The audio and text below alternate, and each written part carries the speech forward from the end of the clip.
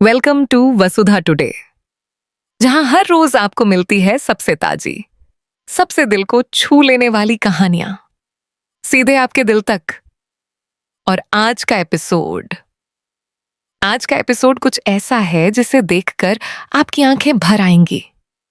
आज हम बात करने वाले हैं एक ऐसी औरत की जिसने अपनी जान की परवाह किए बिना ठंडे पानी में खड़े होकर भगवान से दुआ मांगी। उस औरत का नाम है चंद्रिका, और जिसके लिए उसने यह सब किया वो है वासुधा। दोस्तों, जिंदगी में कभी कभी कुछ ऐसे पल आते हैं जब इंसान टूट जाता है, जब हर तरफ से दरवाजे बंद हो जाते हैं, जब कोई रास्ता नहीं दिखता। और तब इंसान क्या करता है? वो भगवान की तरफ देखता है, वो अपना सिर झुकाता है और कहता है, बस तू ही बचा सकता है। आज चंद्रिका ने भी यही किया। उसने नदी में खड़े होकर, हाथ जोड़कर, आंखें बंद करके भगवान से वासुधा की जिंदगी मांगी। और यह देखकर हर किसी की आंखें नम हो गईं। लेकिन यहां एक सवाल उठता है, आखिर ऐसी क्या बात हो गई कि चंद्रिका को नदी में उतरकर तपस्या करनी पड़ी? आखिर वासुधा के साथ ऐसा क्या हुआ जिसने चंद्रिका को इस हद तक तोड़ दिया? तो दोस्तों, इसके लिए हमें थोड़ा पीछे जाना होगा। पिछले कुछ एपिसोड में जो हुआ वो बहुत ही दर्दनाक था। वासुधा, जो कि इस कहानी की सबसे मासूम और सीधी सादी लड़की है, वो अचानक एक बहुत बड़ी मुसीबत में फंस गई। उसके ऊपर झूठे इल्जाम लगाए गए, उसे घर से बाहर निकाला गया, उसके अपनों ने उसका साथ छोड़ दिया और वो अकेली बेसहारा टूटी हुई खड़ी रह गई। वासुधा की यह हालत देखकर चंद्रिका का दिल बहुत रोया, क्योंकि चंद्रिका और वासुधा का रिश्ता कोई आम रिश्ता नहीं है। चंद्रिका ने हमेशा वासुधा को अपनी बेटी की तरह माना है। उसने वासुधा को उस वक्त सहारा दिया जब कोई उसके पास नहीं था। चंद्रिका वो औरत है जो हमेशा दूसरों के दर्द को अपना दर्द समझती है। वो हमेशा आगे बढ़कर किसी की मदद करती है। उसके दिल में इतनी ममता है, इतना प्यार है कि शब्दों में बयान करना मुश्किल है।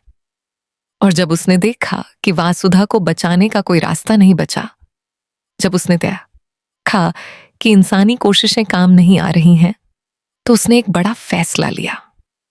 उसने तय किया कि वो भगवान के दरवाजे पर जाएगी। वो नदी में खड़े होकर तपस्या करेगी।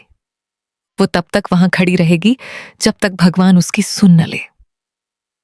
यह सुनकर जो लोग वहां मौजूद थे वो सब हैरान रह गए। किसी को यकीन नहीं हो रहा था कि चंद्रिका इस उम्र में, इस ठंड में नदी में उतरकर तपस्या करेगी। लेकिन चंद्रिका के लिए वासुधा की जिंदगी हर चीज से बढ़कर थी। उसके लिए यह कोई बड़ी बात नहीं थी। वो बस यही सोच रही थी कि वासुधा ठीक हो जाए, वासुधा को उसकी जिंदगी वापस मिल जाए। दोस्तों, यही वो पल है जो इस पूरे एपिसोड को इतना खास बनाता है। क्योंकि आज के दौर में जब लोग अपने लिए भी कुछ नहीं करते, वहां चंद्रिका किसी और के लिए अपनी जान जोखिम में डाल रही थी। यह है असली प्यार, यह है असली रिश्ता, और यह देखकर आपका दिल भी जरूर पिघल जाएगा। तो दोस्तों, अब सवाल यह है, क्या भगवान ने चंद्रिका की सुनी? क्या वासुधा को इस तपस्या का फल मिला? क्या चंद्रिका की दुआ काम आई? इन सब सवालों के जवाब हम आपको देने वाले हैं इस वीडियो में।